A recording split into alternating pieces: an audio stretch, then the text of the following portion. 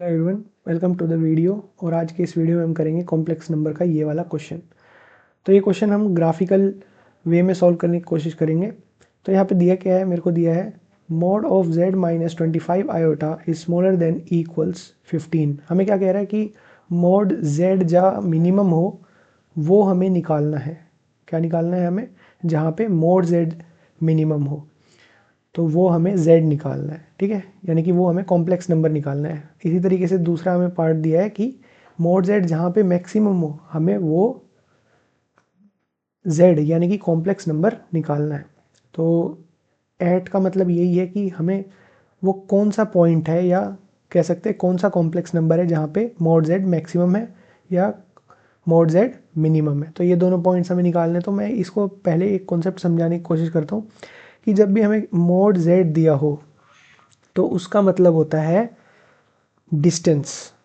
उसका मतलब होता है डिस्टेंस, या हम बोल सकते हैं मैग्नीट्यूड। तो अगर हमारा एक कॉम्प्लेक्स नंबर है, कौन से प्लेन में? आर्गेंट प्लेन में। हमें पता है y हमारी इमेजिनरी होती है, x हमारी रियल एक्सेस होती है। तो हमारा ये z है। ठीक है, अब क्या मोड z का यहाँ पे मतलब क्या हुआ ग्राफिकल वे में? मोड z का मतलब है कि सेंटर से z तक का डिस्टेंस कितना है। तो मोड z का मतलब ये होता है। तो मोड z इक्वल्स टू, अगर हमारे पास r लिखा है यानी कि वो जो r हमारी लेंथ है वो हमारी उसकी सेंटर से लेके उस कॉम्प्लेक्स नंबर तक लेंथ है। ठीक है, तो ये बात समझ आई। तो मैं इसको ऐसे भी लिख सकता हूँ z minus zero equals to r. Zero क्यों लिखा है यहाँ पे? ये वाली बात यहाँ पे छुपी हुई है। ज़ीरो इसलिए लिखा है क्योंकि ये एक एक्चुअली में डिस्टेंस है या एक लेंथ है। तो हमारा जो फॉर्मूला होता है मोड z का वो आपको पता ही है क्या होता है, under root x square plus y square. तो क्या इसको मैं ऐसे भी लिख सकता हूँ, x minus zero whole square plus y minus zero whole square. तो असली में ये जो चीज़ होती है वो ऐसे ही लिखी होती है, बस ज़ीरो यहाँ पे हिडन होता है। तो in depth meaning mode z का असली में यही होता है। तो हमारे सेंटर के कोऑर्डिनेट्स किससे आते हैं? ज़ीरो से आते हैं, यानी कि जो पीछे लिखा होता है वो हमारे सेंटर के कोऑर्डिनेट्स होते हैं।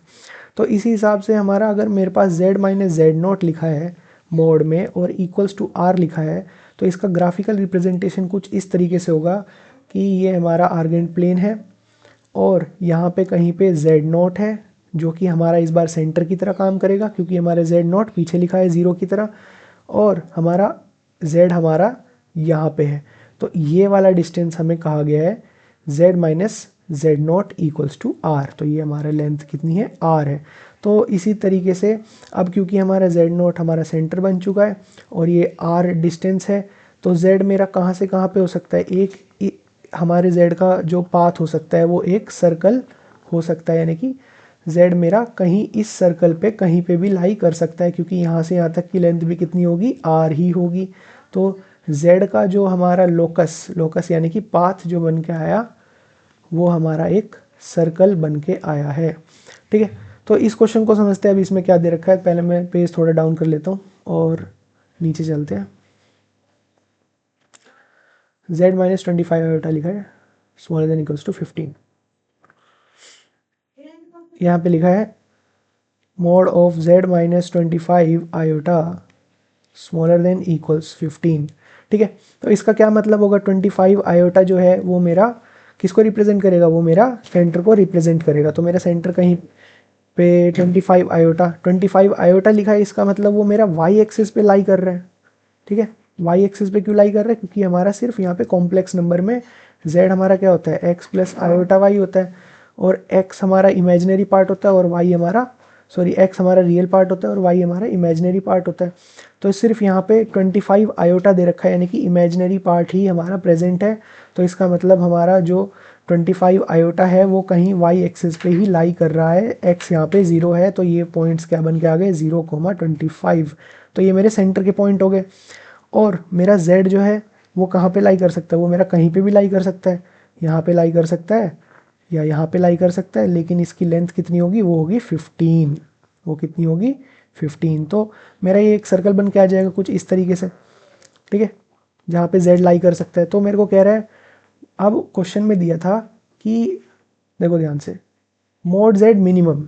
मोड z मिनिमम कहाँ पे होगा? अब देखो, अब कह रहा है मोड जेड। मोड जेड का मतलब क्या बताया था अभी? मोड जेड का मतलब बताया था अगर मेरा जेड ये है तो इसकी सेंटर से डिस्टेंस कुछ ये होगी, ठीक है।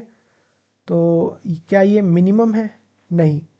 अच्छा, अगर मैं z को इस पॉइंट पे मानूँ इस सर्कल के, तो थोड़ी लेंथ बढ़ती हुई नज़र आ रही है। इसी तरीके से और थोड़ा पास चलते चले जाए और y एक्सिस पे आ जाए तो ये लेंथ मेरे को मैक्सिमम नज़र आ रही है, ठीक है। तो लेंथ मैक्सिमम नज़र आ रही है, इसका मतलब मेरा mode z minimum y axis के इस पॉइंट पे है। तो अब ये पॉइंट कैसे निकलेगा? क्योंकि यहाँ से देखो डिस्टेंस मेरा 15 यहाँ पे था। अच्छा, तो यहाँ पे कितना था? यहाँ से लेके यहाँ तक जो 25 से मेरा z तक का डिस्टेंस है 15 यूनिट्स। तो 15 यूनिट्स ही मेरा यहाँ पे हो जाएगा क्योंकि ये सर्कल पे ही लाई कर रहा है, यानी कि यहाँ से लेके यहाँ तक मेरा 15 यूनिट्स हो रहा है।